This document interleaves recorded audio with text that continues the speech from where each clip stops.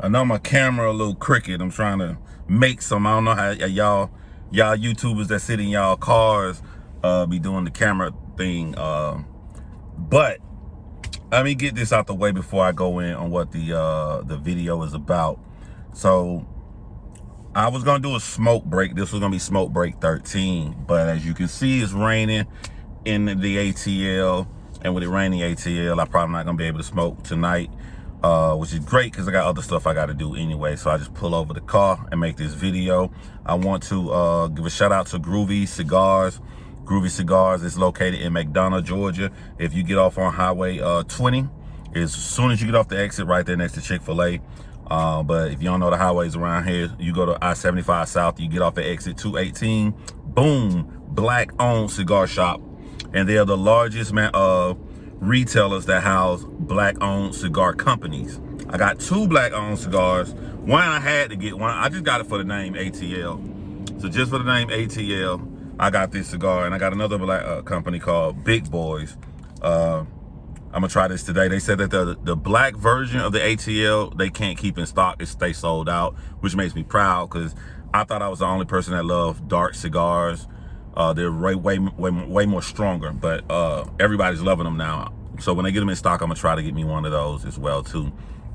And to my boy who owns the cigar company, Golden Kings, who y'all saw me promote before, you know, I'll plug you, talk to the owner. They'll put your stuff in stock too. I'll talk to you about that after this live. All right, now let's get into what the live is about, which was kind of peculiar to me because you guys know I read comments. I read all comments. I go through just to kind of get a gist of what the people are saying. And when I say like these negative comments, they're very far in between. But anytime I can use a moment as a teachable moment, I'm going to use that moment. So I've been hearing people leaving comments saying that I don't like Kwame Brown, and that's insane to me, which is gonna be even more crazy when I break this video down, that they said that I don't like him. And one of the most recent ones, y'all saw Gravity Takeout on my channel last night. He went and made a video about being on my channel. So I like salute, you know, we got something going behind the scenes with me and Gravity Takeout. He reached out to a family on some true crime stuff that happened to a family member of theirs. So I'm gonna do a documentary for this family on my John Crimes channel. I'll be contacting the family tomorrow. So some good stuff coming with brothers working together, and we're gonna use what we got together to try to help this family. But as I'm going down the comment section on Gravity Takeout, I'll read this comment. I ain't bring my other phone, so I had to send the picture to my phone because I don't like taking people out of context. I like to read exactly what you say. So dang, I just had it pulled up. Let me go back to my gallery. All right, this comment was by somebody, Fox Love. I can't see the whole thing because you know how the phone is, but she said, I stopped following Real to Real. Firstly, he filibusters for 3 hours sometimes. We're gonna talk about all of this right here. Don't delete that. He filibusters for 3 hours, and I detected him low-key and dissing Kwame. Maybe he's mad because he don't have the numbers. If he didn't talk so much, maybe people would try to support his channel. Who wants to listen to this man talk every 2 and 3 hours a day? And he's low-key just dissing Kwame too. The only reason I went to his page was because Kwame shouted him out, and he's not interesting at all. The only thing I'm not going to address is her saying I'm not interesting at all, because that's her opinion. That'd be petty to address that. Some people you like, some people you don't. But I can't address when you say things about people that's not true. And I try to give her the benefit of the doubt starting back when she said that I filibuster for 3 hours. But here's the problem with her saying that. I don't think she understands the definition of what filibuster means. It's like I'm trying to prolong time. I'm using time to just generically argue of something to stop somebody else's argument or stop what somebody else is doing. It's used in politics mainly to try to stop a bill or something from being passed. But when you just try to use filibusters and regular day sentences to put somebody down, what am I trying to stop when I talk? Another weird thing about her saying that I talk for 3 hours is that that's what everybody does when they go live. So I'm like, it'd be different if it were me. But how you gonna say that Kwame Brown good when he talked for 3 hours? We all do that. We live, we chilling. Kwame Brown is retired. He got time where he can talk for 3 hours. I'm on vacation. I got time where I can talk for 3 hours. It's at nighttime. I'm here to see my children. They sleep in bed. I got nothing to do at all until it's time for them to wake up and see my children. So if I want to talk for 3 hours, what's wrong with that? So if the 3 hour thing is what you have an issue with, and then my only question would be, why don't you have a problem with everybody else that goes live for 3 hours? Explain that to me. And this is the same argument that Kwame just put up about Hassan Camel. You know, he tried to say that Kwame Brown goes live for like 3 hours, then he go live for like over 3 hours. So if you like a person, like stay true to who you are. You know, if you don't like something, then don't like it for everybody. If you like something, like it when everybody does it. But to throw out the claim that I'm filibuster, I would love for you to go into details to give me an example what I filibuster about when I am known for my reputation for being very detailed in what I say in the video. So detailed, I put your picture on the phone to read you word for word, to not even take you out of context. So for someone to go out of their way to be that detailed in their arguments and the things that they talk about, this is what a person should be doing. Why go back to make a generic statement instead of dealing with the details of what they said? If you don't like me, I would have respected you more if you could point out specific things that you said that you don't like that I've done, other than talk for 3 hours. But then the second thing, which is the meat of this video, which is why I titled it, because nobody say I'm like try to clickbait or whatever. How can somebody, you know, and this is just a conspiracy theory I got. I think that they don't like that the people who don't like these evil guys that they look at, they don't like us so much that they doing some kind of deep, dark conspiracy to try to get us to come at each other. That's my conspiracy, because I'm like, let's say, I go to Kwame Brown and I give him super chats all the time. I always talk about the great things that Kwame Brown do. And then I'm from motherfucking Georgia. We don't do no sneak dissing in Georgia. That's that weird up coast stuff. Even when I was listening to rap in the 90s, I couldn't stand when the hip hop artists be sneak dissing somebody and I got to go decipher and figure out who he talking about. That shit weak, man. That's weak.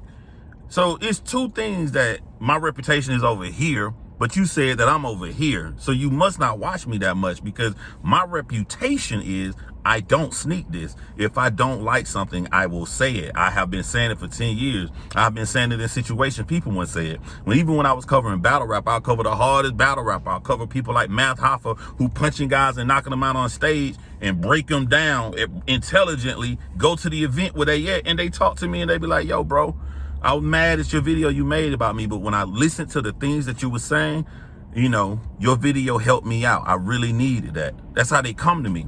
I don't sit at home. I don't hide. I don't do nothing. I say how I feel. So it's disrespectful to me for anybody to try to think that I'll sneak this somebody. I tell you exactly what I like about Kwame Brown. When I first heard about Kwame Brown, he was already doing something to help his community. And it made such logical sense when he was breaking down to them, yo, I get y'all do y'all little bussy joke or whatever, but man, I'm trying to get keep my name clean, because I'm trying to do this event, this thing here for the kids. When I first heard of the guy, Kwame Brown, he was doing something for the people. And even now, he's still doing something for the people. Doing his shoe drive. He doing tangible things you can actually go to help out. While all these people online talking, he literally doing this stuff. So, man, who gonna have a problem with a dude doing some stuff like that? This man lending out his information for everybody to use, and he's open-minded. He likes to talk. One of the dudes he brought on here, one of his close friends, they don't agree about a lot of stuff, but they talk, they cool, they smile. So a lot of times when people say negative stuff about you, they really saying how they are as a person. Maybe you like to sneak diss somebody, but maybe you like to act like you cool and don't like nobody. But I ain't like that. I care about my reputation, and if I have an issue with anybody, I would bring it up. And I can't even think of nothing crazy enough that people can pull to say, well, this is where you were secretly talking about him or doing. I'm like racking my brain. The only thing I could possibly say that you guys could say that it was on Kwame's stance about I don't even like to talk about this subject because I don't know his full stance, and I don't like talking about stuff when I don't know people's full stance. But when Kwame was talking about like the kind of wife you can have. But if you listen to Kwame's whole thing when the one video he laid it out, when he's saying that like you get a wife, you know what I'm saying, that I don't like saying this because I don't want to put words in people's mouth. but basically a wife that listens to you, you know what I'm saying, listen to her husbands. And I don't know, I don't like talking about this because I don't know, but all I know at the end of what he said, if you like a different kind of wife, I support that you go get that. So I'm like, he's saying the same thing I'm saying. People can go marry whoever they want to. You know, he's not trying to force anybody to try to get one kind of a wife. And that's why it's important to sit back and let people talk. Because sometimes you'll jump out the window saying what you think somebody's saying, and you could be completely wrong about it. So you just sit back and you just try to get to know somebody and get to know their full idea. But at the end of the day, he support everybody making their right decision. I just don't think that he likes that out of all the decisions you got when society is only pushing one thing. So he feels like that one thing is being pushed so much that he gonna push his other thing, but he support everybody doing whatever they want to do.